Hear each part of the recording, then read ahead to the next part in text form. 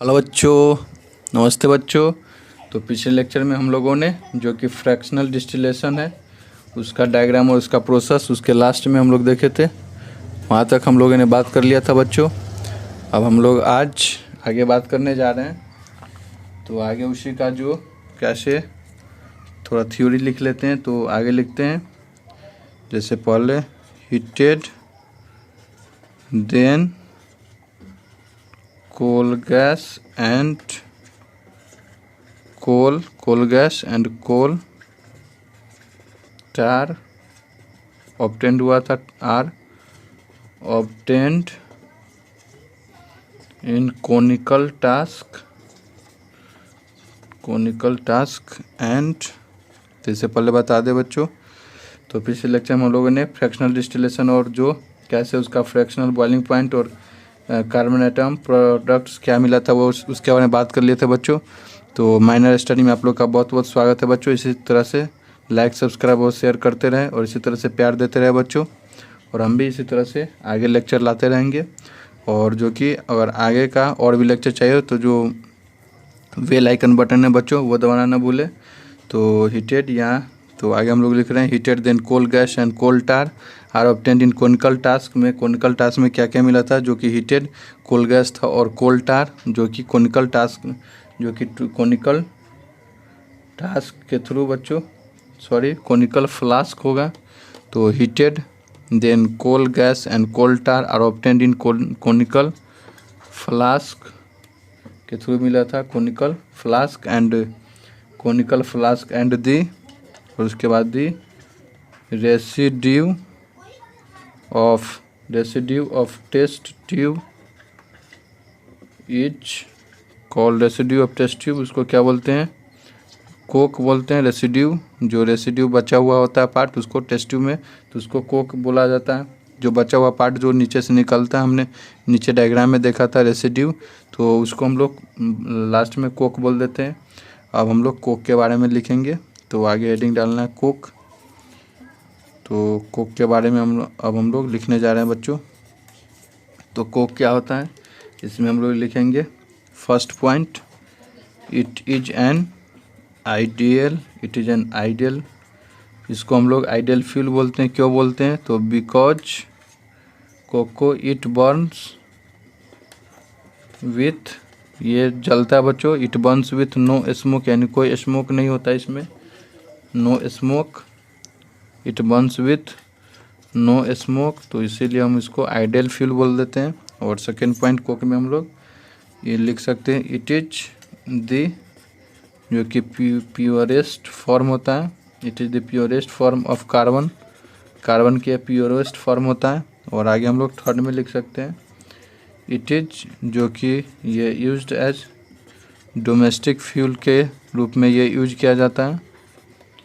और आगे फोर्थ में हम लोग लिख सकते हैं it is used as reducing, जो कि रिड्यूसिंग एजेंट में भी ये प्रयोग होता है जो कोक है हमारा, जैसे मेटलर्जिकल प्रोसेस में,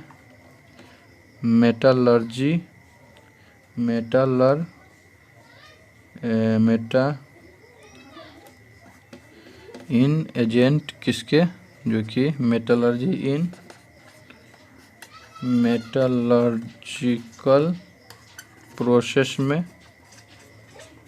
और आगे हम लोग लिख सकते हैं, ये फोर्थ हो गया। फिफ्थ में जो कि it is used for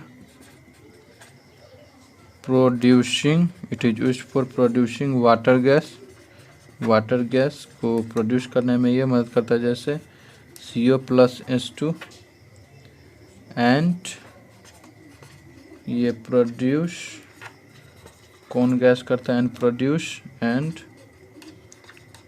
produce gas CO plus nitrogen. और सिक्स्थ पॉइंट हम लोग लिख सकते हैं इट इज यूज्ड फॉर, ये किस लिए यूज होता है, used for producing carbides produce करता है, जैसे कि कैल्शियम कार्बाइड,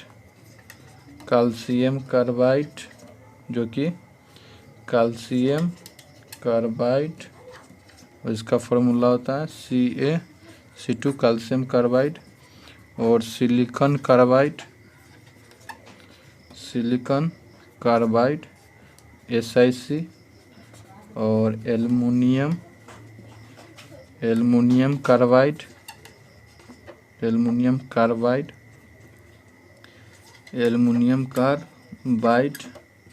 जो कि Al4C3 होता है, Al4C3 एल्युमिनियम कार्बाइड।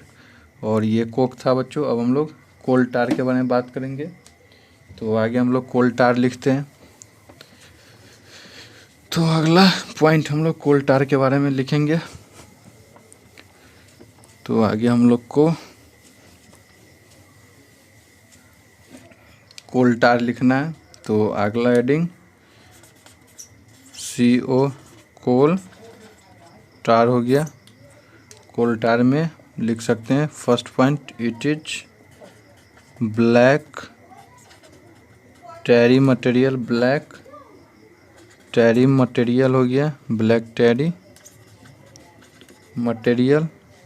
और इसी में हम लोग आगे लिख सकते हैं ये हाईली विस्कस यानी गाढ़ा होता है, विस्कस यानी गाढ़ा, highly viscous liquid with unpleasant